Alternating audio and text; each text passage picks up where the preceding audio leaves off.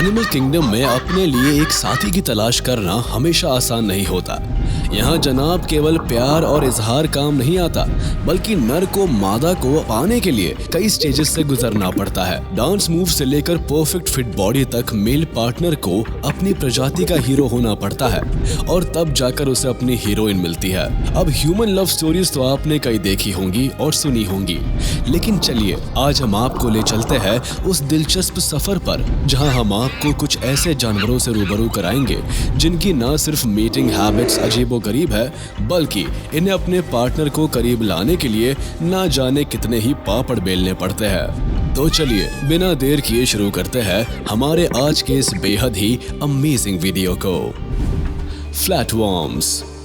Video की शुरुआत करते हैं फ्लैटवर्म्स के साथ, जो कि समुद्र के फ्रेश वाटर में अपना बसेरा बनाना काफी पसंद करते हैं। और अगर बात की जाए इनकी वियर्ड मीटिंग हैबिट्स की, तो फ्लैटवर्म्स का मीटिंग प्रोसेस काफी पेनफुल होता है, क्योंकि इनके अंदर मेल और फीमेल दोनों के ही रिप्रोडक्टिव ऑर्गन्स मौजूद होते हैं। ऐसे में इन दोनों के बीच कौन मेल बनेगा और कौन फीमेल, इस बात को लेकर जबरदस्त लड़ाई भी हो जाती है और कई बार तो इस लड़ाई में दोनों की मौत तक हो जाती है। अब ऐसा इसीलिए होता है क्योंकि मीटिंग के दौरान दोनों फ्लैटवर्म्स अपने अपने मेल ऑर्गन से एक दूसरे के ऊपर हावी होने की पुरजोर कोशिश करते हैं और आखिरकार जो फ्लैटवर्म्स दूसरे के ऊपर हावी होने में कामयाब हो जाता है वही मेल बनता है और दूसरे को फीमेल बनना पड़ता है।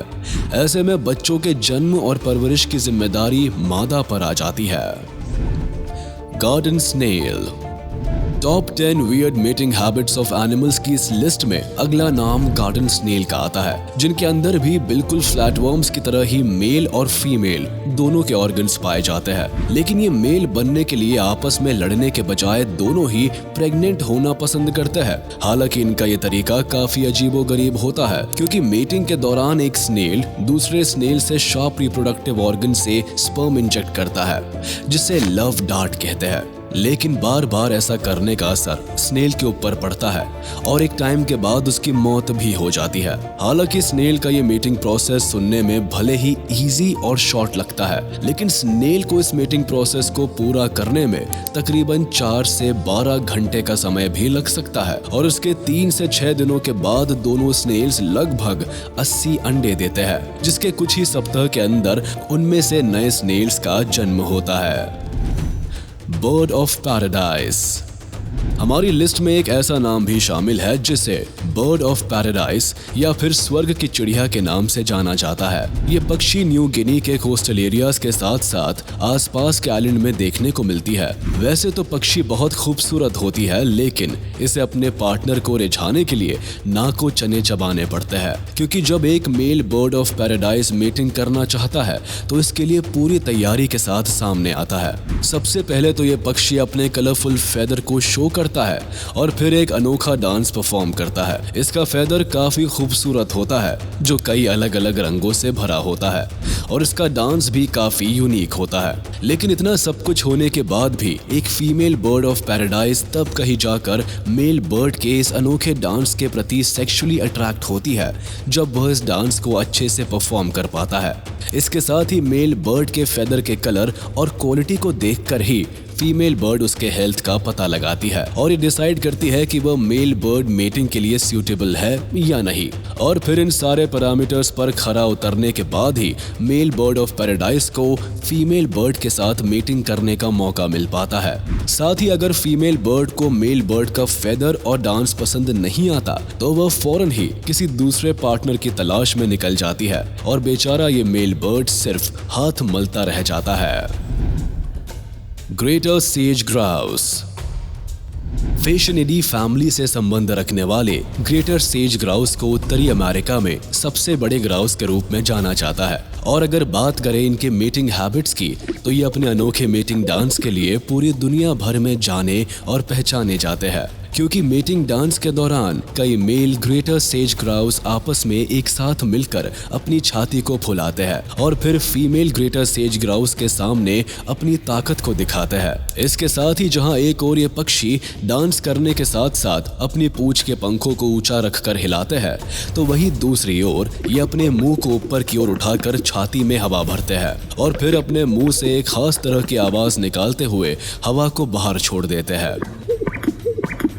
हालांकि इस दौरान female greater sage grouse male birds के इस पूरे परफॉर्मेंस का बड़े ही ध्यान से मुआयना करती है और फिर जिस मेल ग्रेटर सेज ग्राउस का डांस परफॉर्मेंस इन्हें सबसे अधिक लुभाता है, ये उसे ही अपने साथी के रूप में चुनती है और उसके साथ ही मीटिंग के लिए राजी होती है। बाइसन। चलिए इस लिस्ट में अब हम आपकी मुलाकात उन बाइसन से कराते हैं जो वैसे तो साल के अधिकतर दिनों में बिल्कुल अकेले रहना ही पसंद करते हैं, लेकिन समर सीजन में आखिरी कुछ दिनों में ये एक या दो नहीं बल्कि हजारों की संख्या में इकट्ठे होते हैं, क्योंकि यही समय होता है इनके मीटिंग सीजन का। लेकिन इनके लिए अपने पार्टनर के साथ मीटिंग करना इतना भी आसान नहीं होता है जितना कि हमें दिखाई देता है, क्योंकि अपने पार्टनर के करीब पहुंचने से पहले इन्हें भयंकर लड़ाई से होकर भी गुजरना पड़ता है। इस दौरान फीमेल बाइसन को पाने के लिए कई मेल बाइसन के बीच जबरदस्त घमासान छिड़ जाता है और आखिरकार इस लड़ाई में जिस मेल बाइसन का दबदबा कायम हो जाता है, उसे ही झुंड की लगभग सभी फीमेल बाइसन के साथ मीटिंग करने का मौका मिल पाता है। बेटा फिश। अब अगर आपने बाइसन के अजीबोगरीब मीटिंग बिहेवियर के बारे में जान लिया हो, तो आइए अब आपको लिए चलते हैं उन खूबसूरत मछलियों की हसीन दुनिया में जिन्हें बेटा फिश के नाम से जाना जाता है। हालांकि ये मछलियां लुक्स के मामले में जितनी बला की खूबसूरत होती है, उससे भी अधिक अजीबोगरीब इनकी मीटिंग हैबिट होती है, क्योंकि जब किसी मेल बेटा फिश को इस बात की भनक लगती है कि कोई फीमेल बेटा फिश मीटिंग के लिए रेडी है, तो मेल बेटा फिश सबसे पहले एक बुलबुला यानी कि बबल जैसा घोंसला बनाती है और फिर घोंसला तैयार होने के बाद ये फीमेल फिश का न सिर्फ लगातार पीछा करते हैं, बल्कि उसे अपने घोंसले के साथ ले जाने के लिए काफी मनाते भी है। ऐसे में अगर फीमेल फिश इनके साथ प्यार करने से मना कर देती है, तो फिर मेल बेटा फिश का पारा 7वें आसमान पर जा पहुंचता है, जिसके बाद ये फीमेल फिश को जोर जबरदस्ती के साथ अपने घोंसले के पास ले जाने पर उतारू हो जाते हैं। इस दौरान ये फीमेल फिश का लगातार पीछा करने के साथ साथ उसे बाइट करने से भी परहेज नहीं करते हैं, जिसकी वजह से कई बार तो फीमेल फिश बुरी तरह से घायल भी हो जाती है। हालांकि इतना सब कुछ होने के बाद जब अधिकतर मेल और फीमेल बेटा फिश एक दूसरे के करीब आते हैं, तो इस मिलन के परिणाम स्वरूप जहां एक और फीमेल फिश कई अंडों को जन्म देती है, तो वही मेल बेटा फिश का एक अलग ही रूप देखने को मिलता है, क्योंकि अंडे के बाद ये फीमेल फिश को यहाँ से भगा देते हैं और फिर इन अंडों की हिफाजत का जिम्मा अपने सिर पर ले लेते हैं। स्लॉथ। दुनिया के सबसे आलसी जानवर स्लॉथ का मीटिंग बिहेवियर भी दूसरे जानवरों की तरह ही काफी अजीबोगरीब होता है, क्योंकि जब किसी मादा स्लॉथ को मेल पार्टनर की जरूरत महसूस होती है, तो ऐसे में ये काफी जोर जोर से चिल्लाना शुरू कर देती है और इनकी इस चिल्लाहट को इनका मीटिंग कॉल माना जाता है। हालांकि जब ये फीमेल स्लॉथ मीटिंग कॉल करती है, तो इनकी इस कॉल को सुनकर एक या दो नहीं बल्कि कई मेल स्लॉथ एक साथ ही वहां जा पहुंचते हैं। ऐसे में इन मेल स्लॉथ के सामने बिल्कुल बाइसन की तरह ही अपना शक्ति प्रदर्शन करने के अलावा दूसरा कोई भी रास्ता नहीं बचता है और फिर फीमेल स्लॉथ को अपनी पार्टनर बनाने की चाहत में ये सारे के सारे मेल स्लॉथ आपस में ही भिड़ जाते हैं और फिर इस महासंग्राम में आखिरकार जिसकी जीत होती है, वही फीमेल स्लॉथ को अपना हमसफर बना पाता है। इसके साथ ही कई बार फीमेल स्लॉथ का ध्यान अपनी ओर आकर्षित करने के लिए मेल स्लॉथ एक दूसरे के रास्ते को भी अपनाते हैं, जिसके लिए ये मल्टीपल पार्टनर्स के साथ मीटिंग करते हैं ताकि फीमेल स्लॉथ का ध्यान अपनी ओर आकर्षित कर सके। बेर।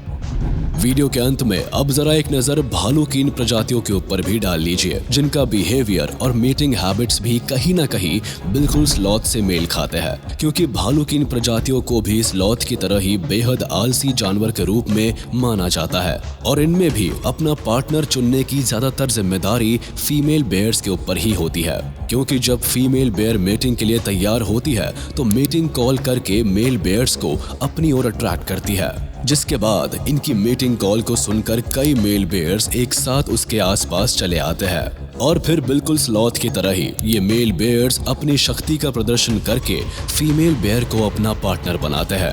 हालांकि आपको बताते चले कि वैसे तो स्लॉथ और बेयर का मेटिंग बिहेवियर आपस में काफी मैच करता है, लेकिन इनमें फर्क सिर्फ इतना होता है कि जहां एक तरफ फीमेल स्लॉथ को अट्रैक्ट करने के लिए मेल स्लॉथ मल्टीपल पार्टनर्स के साथ रिलेशन बनाते हैं, तो वही बेयर्स की प्रजाति में मेल और फीमेल दोनों ही अपनी पूरी लाइफ में कई पार्टनर्स के साथ मीटिंग करते हैं। तो चलिए दोस्तों, आज का ये वीडियो यही खत्म होता है। उम्मीद है आपको ये वीडियो जरूर पसंद आया होगा। आपको ये वीडियो कैसा लगा हमें कमेंट करके जरूर बताएं। और हाँ, आप इस वीडियो को अपने दोस्तों के साथ शेयर करना बिल्कुल भी ना भूलें। साथ ही इस वीडियो को लाइक कर दे, और अगर आपने अभी तक हमारे चैनल को सब्सक्राइब नहीं किया है तो तुरंत कर दे। इसके साथ ही बेल आइकन को भी प्रेस करना ना भूलें, ताकि हमारे लेटेस्ट वीडियो की नोटिफिकेशंस आप तक तुरंत पहुंच जाए।